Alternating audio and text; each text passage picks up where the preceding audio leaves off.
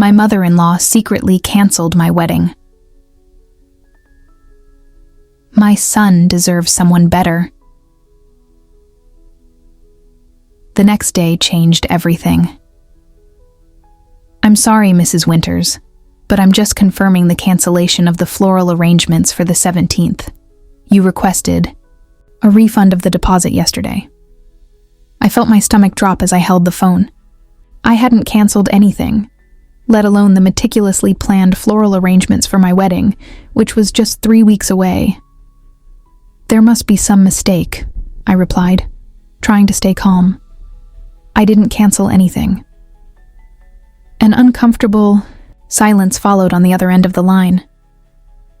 Well, someone using your name and contact information called yesterday. They even used your email to confirm the cancellation. As I hung up, a cold sense of dread began to spread through my body. My name is Julia Winters, and after a devastating divorce at 30, I never imagined I would find true love again. When Nathan came into my life, I thought we finally deserved a second chance. What I didn't know was that his mother would do everything in her power to stop it. The calls continued throughout the day. The caterer, the DJ, the photographer, all confirming cancellations I had never made.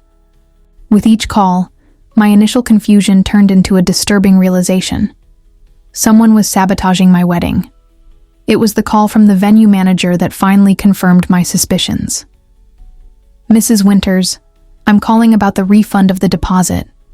As requested by the groom's mother, we sent the amount to the provided bank account. The groom's mother? I repeated, my voice faltering. Vivian Caldwell? Yes, she explained that the wedding was postponed indefinitely due to personal issues. She had all the necessary documentation and knew all the contract details. I hung up the phone and closed my eyes, trying to contain the anger and pain rising inside me. Vivian Caldwell, the elegant and sophisticated matriarch of one of Boston's most traditional families, had never fully accepted me. But canceling my wedding behind my back? That crossed every line. At that moment, my daughter, Lily, walked into my design shop, immediately noticing my expression. Mom? What happened? I tried to soften my face. At 16, Lily was too perceptive to be fooled. Nothing you need to worry about, sweetheart. It's the Boston witch, isn't it? Lily crossed her arms. What did Vivian do now? For a moment, I considered protecting my daughter from the truth. But Lily and I had always had a relationship built on honesty. It looks like someone canceled all the wedding vendors, and apparently that someone is Nathan's mother. Lily didn't look surprised.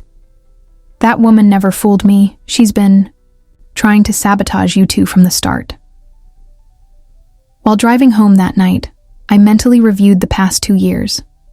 Vivian's subtly critical comments about my age, my status as a divorcee, my modest career as an interior designer, even subtle references to Nathan's first wife as irreplaceable. You are so brave, Julia, she once commented during dinner. Starting over at 38 after a divorce with a teenage daughter, most women would have given up on finding a man like Nathan. Every memory now appeared in a new light. They weren't just clumsy remarks from a traditional mother-in-law. They were calculated attacks. When Nathan called that night, I was determined not to explode over the phone. Can we meet now? I asked. We need to talk about something important. An hour later, we were sitting in my living room.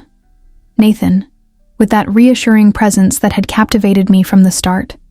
Slightly graying hair at his temples, gentle eyes, and surgeons, hands that save children every day at the hospital.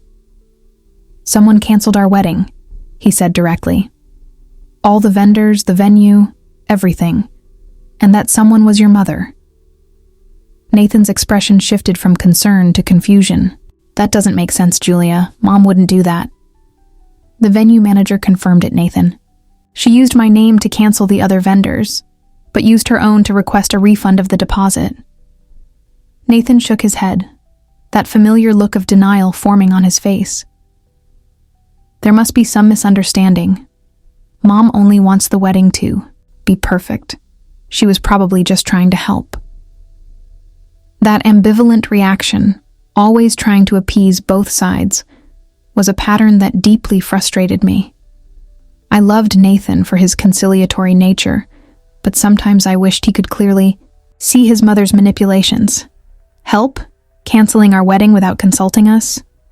Which bank account did the refund money go to, Nathan? He had no answer for that. I'll talk to her tomorrow, he promised, holding my hands. I'm sure there's an explanation. After Nathan left, Lily appeared in the doorway, clearly having overheard part of the conversation. He's never really going to confront her, is he? My daughter asked. I sighed, wondering if she was right. The next morning, I couldn't concentrate on work. Grace Chen, my best friend and business partner in the design firm, immediately noticed, "You look like you've seen a ghost.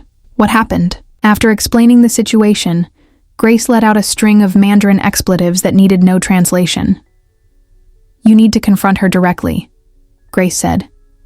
"Nathan is a wonderful man, but when it comes to his mother, he has a blind spot the size of Massachusetts. He promised to talk to her today." Grace rolled her eyes.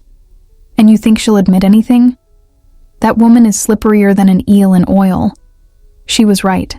I needed straight answers, not ones filtered through Nathan's protective lens. I called Vivian with an excuse about wedding details we urgently needed to discuss. To my surprise, she suggested I stop by her mansion in Beacon Hill that afternoon. "Have an appointment at 4, dear, but we can talk before that."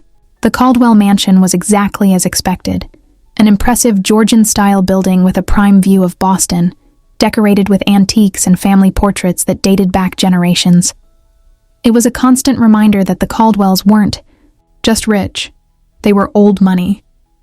The maid informed me that Vivian was on the phone in her office and asked me to wait in the living room. As I walked down the hallway, I heard Vivian's voice through the slightly open door. "The problem is practically solved," she said, her voice overflowing with satisfaction. "Nathan deserves someone better, not a divorced woman with a teenage daughter and no social connections. Catherine Elliott would be perfect for him. Her family has known ours for generations." I froze in place, my heart pounding. Until that moment, part of me still hoped for a reasonable explanation, a misunderstanding. But her words confirmed my worst fears. "The refunds have already been deposited into the separate account," Vivian continued. "Once the initial shock wears off, Nathan will see that I did this for his own good. We should wait a few weeks before arranging the casual meeting with Catherine." I pushed the door open, unable to contain my indignation for another second. Vivian turned, surprise briefly flashing across her perfectly made-up face before she quickly composed herself. "I'll call you back later, Margaret," she said smoothly before hanging up. "Julia, dear, how rude of you to enter unannounced." "Why did you cancel my wedding?" I asked directly, my voice trembling. "I have no idea what you're talking about," Vivian replied, shuffling some papers on her desk. "Was there some issue with the arrangements?" "Stop it. I heard you on the phone. You canceled everything. The flowers, the catering, the venue. You're trying to push Nathan toward another woman."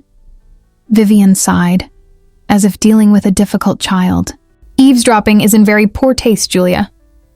"Answer my question, Vivian." Something shifted in her expression.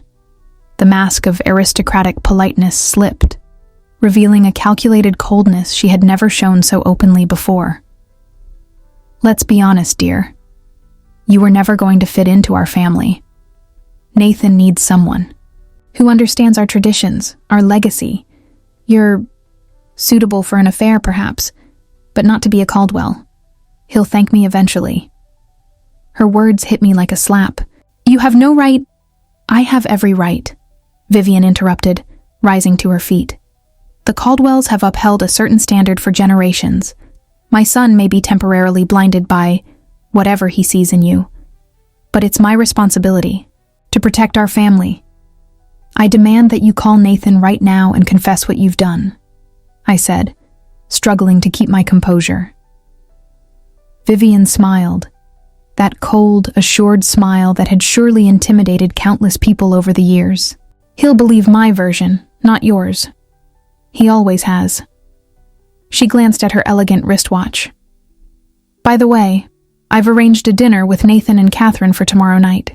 He thinks it's just a charity event. I left the Caldwell mansion in a daze, tears blurring my vision as I drove home. Vivian's words echoed in my mind. He'll believe my version, not yours. Could it be true? Nathan loved me. I was sure of that. But he always avoided conflict with his mother, always chose the path of least resistance. Would he really stand by me against the woman who raised him, who had supported him through the illness and death of his first wife? When I arrived home, I found Grace waiting on the porch with a bottle of wine. Judging by your face, I think we're gonna need this, she said, lifting the bottle. After I told her everything, Grace was furious. You can't let that woman win, Julia. If Nathan is the man you think he is, he needs to know the truth. And if he doesn't believe me, then he's not the man you deserve, Grace said as blunt as ever. But you have to give him the chance to prove who he really is. I spent the night planning my approach. Simply telling Nathan what I had discovered wouldn't be enough. Vivian would deny everything, twist the situation to make it seem like I was being paranoid or trying to pull him away from his family. I needed solid proof. In the morning, I started gathering evidence. Emails from vendors confirming the cancellations. The conversation log with the venue manager. Bank statements showing that the deposit had not been refunded to the joint account Nathan and I had set up for the wedding. Lily, always observant, watched my preparations. Are you going to confront her? She asked. I'm going to talk to Nathan first, I replied. Not just talk, Lily insisted. You need to do it somewhere the witch can't control the narrative. My teenage daughter sometimes surprised me with her wisdom. I called the hospital where Nathan worked as a pediatric surgeon. His secretary confirmed that he would be free after his last surgery, around 3:00 p.m. Perfect. At 2:45 p.m., I parked at the hospital and waited in the lobby. I was so focused on mentally rehearsing what I would say that I almost didn't notice the elegant figure walking through the main doors, Vivian Caldwell, impeccably dressed as always, carrying what appeared to be a lunch basket. My heart pounded. She had mentioned arranging a casual meeting between Nathan and Catherine. Was it happening today? I discreetly followed Vivian to the elevator, keeping enough distance to avoid being noticed. When the doors opened on the pediatric surgery floor, I saw Nathan talking to a nurse. His face lit up as his mother approached. It was now or never. I walked straight up to them, folder of evidence in hand. Vivian noticed me first, her smile freezing instantly. Julia. What a surprise, Nathan said, clearly confused by my unexpected presence. Is something wrong? Actually, yes, I replied, looking directly at Vivian. I'd like to know why your mother secretly canceled our wedding. The pediatric surgery department's lobby suddenly went silent. Nathan's colleagues paused what they were doing, glancing in our direction. What? Nathan looked from me to his mother, confusion evident on his face. Julia, dear. Vivian quickly recovered. You're clearly under a lot of stress with the wedding preparations. Perhaps we should discuss this in private. There's nothing to discuss in private, I said firmly.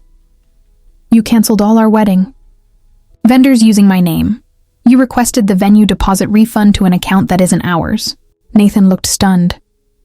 Mom, this can't be true. Nathan, sweetheart. Julia is obviously confused. I just made a few calls to check on details. I opened my folder and handed Nathan the emails and documents I had collected. All the vendors confirmed the cancellations. The venue manager explicitly said you requested the refund as the groom's mother. I saw understanding start to dawn on Nathan's face, replacing his initial confusion. That's when I played my trump card, my phone, where I pressed play on a recording. Vivian's voice filled the silence. Nathan deserves someone better. Not a divorcee with a teenage daughter and no social connections. Catherine Elliott would be perfect for him. The recording continued with Vivian discussing the refunds and her plans for the casual meeting.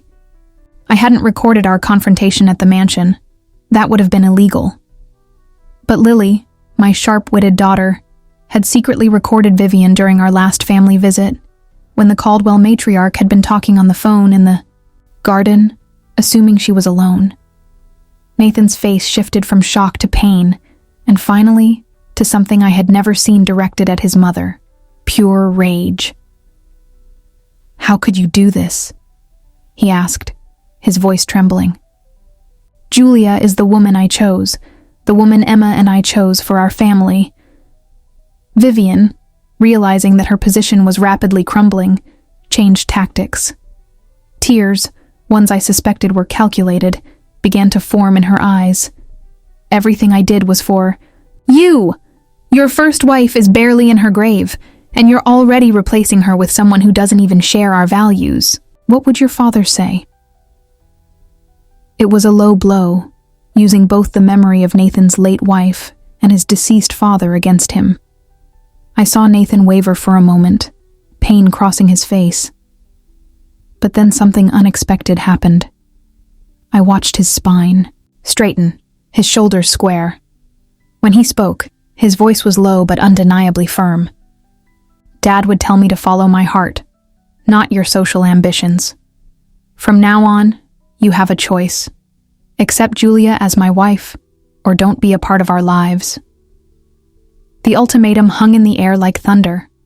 Vivian looked as though she had been physically struck, stepping back. "Nathan, you can't be serious." "I have never been more serious in my life," he replied. Then turning to me, he said, "I'm so sorry, Julia. I should have seen it. I should have protected you from this." Vivian glanced around, noticing for the first time the various colleagues of Nathan who had been watching the scene unfold. Her face, usually a perfect mask of aristocratic composure, twisted momentarily with humiliation. "This conversation isn't over," she said before turning and walking stiffly toward the elevator. When we were alone in his office moments later, Nathan looked devastated. "All this time, so many years thinking she only wanted the best for me," he said, running a hand over his face. "How could I have been so blind?" "She's your mother," I replied softly. "It's natural to want to see the best in the people we love." "We're going to rearrange everything," he said, determination replacing the sadness in his eyes. "Every detail. A new venue, new vendors, no matter the cost." "It's not about the money, Nathan," I replied. "It's about us as partners. We need to face this together." He pulled me into his arms then, holding me tightly as if afraid I might disappear. "I promise, from now on, no more excuses, no more attempts to appease. Our family, you, me, Emma, and Lily, will always come first." The next morning, a frantic knock sounded at my door. I opened it to find Emma, Nathan's 14-year-old daughter, her eyes red from crying. "Emma? What happened? Does your father know? You're here?" She shook her head. "He's at the hospital. I came alone. I needed to see you." I led her inside, worried about her emotional state. "Grandma told me you were trying to replace my mom and destroy our family," she sobbed. "I believed her for so long, but yesterday, when Dad told me what she did, I realized how she manipulated all of us." My heart clenched. Emma and I had always had a complicated relationship, moments of genuine connection interrupted by stretches of cold distance. Now, I understood why. "You're not trying to replace my mom, are you?" she asked, her voice small and vulnerable. "No, sweetheart," I replied, holding her hands. "No one could ever replace your mother. She will always be a part of you and your father. I just hope to add more love to your life, not replace what already exists." Emma nodded slowly. "Dad said the wedding is still happening. Is that true?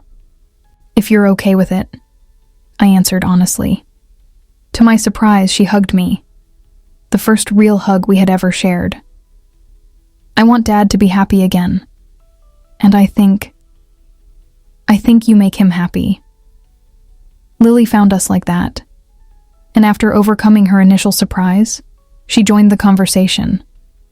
For the first time, both girls spoke openly about their fears and hopes for our blended family. When Nathan arrived hours later, he witnessed something he had never seen before. His daughter and mine, together in the kitchen, baking cookies and laughing as if they had been lifelong friends. Over the next 2 weeks, our little family came together like never before to rebuild the wedding. We abandoned the original grand plans, opting instead for an intimate ceremony with only 30 trusted guests. We found a new venue, a private garden belonging to one of Grace's friends, and hired new vendors, this time keeping every detail completely confidential. Nathan, staying true to his promise, stood firm in his ultimatum to Vivian. When she tried to reach out, his responses were polite but unwavering. Either she accepted our decisions, or she kept her distance. 3 days before the new wedding, I received an anonymous package. Inside, I found a dossier detailing the last months of Nathan's first wife, filled with intimate photos of the family's suffering, and a note. He will never love you the way he loved her. You will always be the replacement. The photos made me physically ill, Nathan's young wife on her deathbed, him holding her hand, Emma as a small child crying beside the bed. Sacred moments of family grief, exposed as a weapon. I was considering calling everything off when the doorbell rang. A woman about 45 years old, with features that vaguely resembled Nathan's first wife from the portraits I had seen, stood at the door. "You must be Julia," she said. "I'm Sophia Reynolds, Nathan's sister-in-law, or ex-sister-in-law technically. May I come in?" Confused, I let her in. Sophia immediately noticed the open dossier on the coffee table. "Ah, I see Vivian has already sent her special package," she said bitterly. "Let me guess, photos of my sister's last days?" I nodded, unable to speak. "Vivian sent me here to convince you to walk away, using our family connection," Sophia explained. "What she doesn't know is that my sister would have been the first to celebrate Nathan finding happiness again. She did this to me, to Emma's former nanny, to any woman who threatened her influence over Nathan." Sophia sat down, looking straight into my eyes. "My sister loved Nathan deeply, and he loved her. That love was real and precious, but Catherine literally made me promise on her deathbed that I would help Nathan move on when he was ready." "Why are you telling me this?" I asked.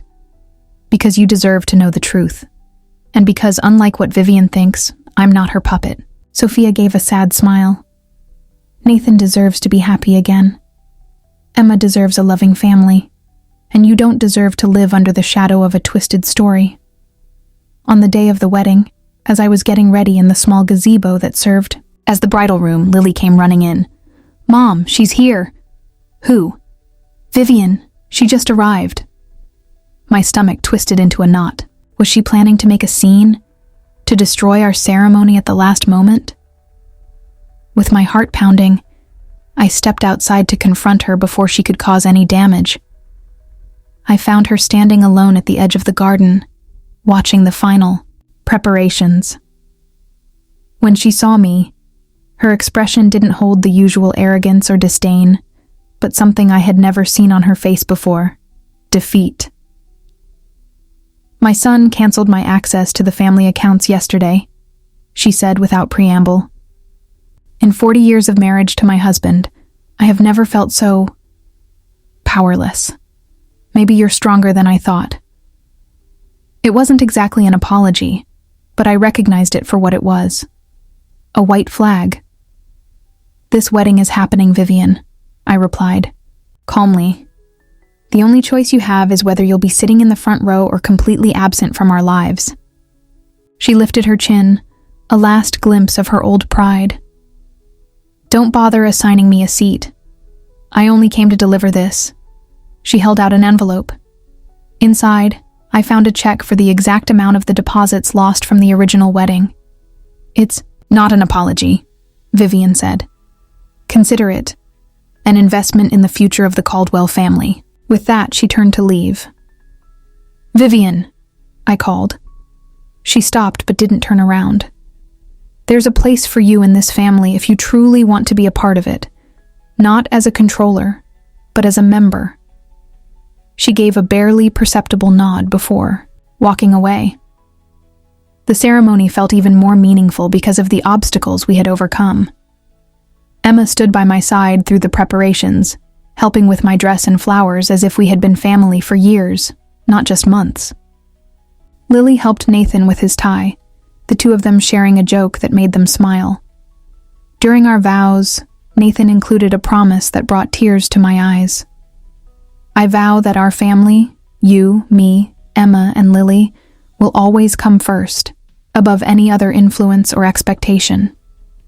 To everyone's surprise, Vivian appeared quietly in the back of the ceremony just before the "I do." She didn't say anything, didn't draw attention to herself. She just watched, wearing an expression that could almost be interpreted as thoughtful. 3 months later, during an unexpectedly harmonious Sunday dinner, Vivian observed how Emma and Lily interacted like true sisters.